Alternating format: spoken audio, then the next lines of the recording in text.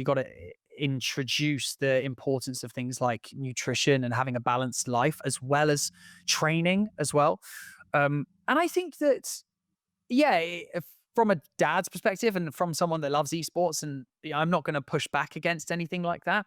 But again, it's having that healthy mind and also understanding what we spoke about earlier about content being such a vital area within esports. If you really want to thrive as an esports pro player, you have to be able to string a sentence together. You have to be able to produce decent content, because that adds another string to your bow, but also you become a way more a lot more valuable to an organization if you're also producing interesting content and you have your own little community that you can then add to the community within that esports organization. So as a player, I think that would be great for him to learn that. And the fact that I have knowledge of the esports industry is, I think, a huge bonus, because I can guide him and how he wants to do it.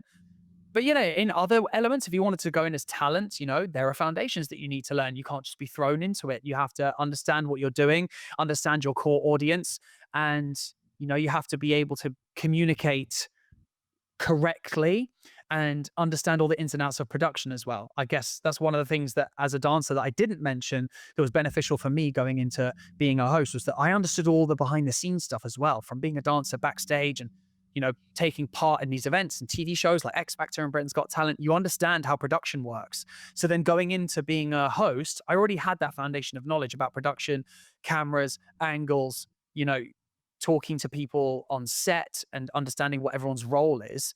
Having that education as a base layer is, goes miles, because a lot of people that step into it from the esports side, from being a pro player, may not understand that level of backstage, and it's something that they have to understand going forward.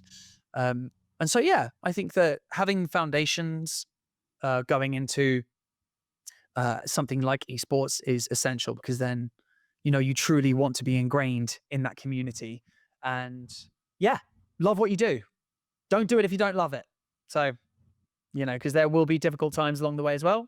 So you want to ensure that what you're doing is a passion, because working in esports can be hard, man. Long hours. If you don't love it, you're going to hate it.